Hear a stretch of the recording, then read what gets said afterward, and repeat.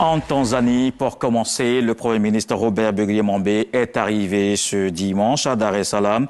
Il prend part au sommet des chefs d'État et de gouvernement sur l'énergie, un sommet pour trouver des solutions innovantes afin de renforcer l'accès à l'électricité sur le continent. 1000 participants sont attendus dans la capitale tanzanienne. Le chef du gouvernement se prononce sur la participation de la Côte d'Ivoire à ce sommet. Il est au micro d'Herman Guivet. Il a été constaté, pour ce qui concerne l'Afrique en matière de connectivité à l'électricité, que près de 600 millions d'habitants mériteraient d'être connectés à l'électricité en Afrique.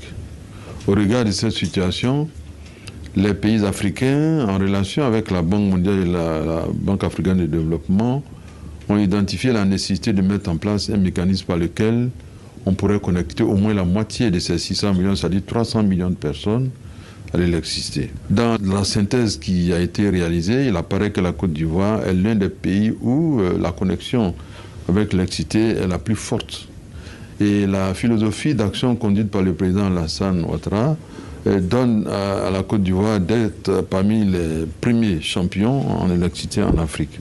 C'est ainsi que nous avons été retenus parmi les 15 pays africains à présenter notre système d'électrification, la mécanique par laquelle nous déployons la proximité de l'électricité avec les populations et surtout notre capacité à nous projeter dans l'avenir en faisant en sorte que nous ayons plusieurs modèles de production d'électricité, modèles de cuisson aussi, parce que utiliser le charbon de bois abîme la forêt, détériore quelquefois la santé de nos braves mamans.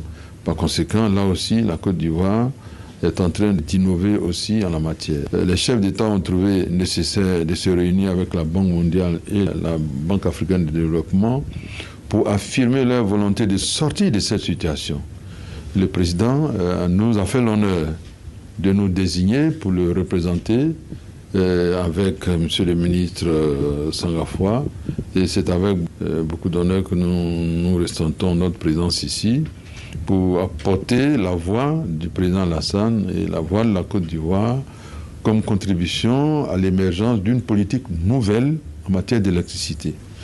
Nous nous battrons comme il se doit pour que la voix de la Côte d'Ivoire soit entendue.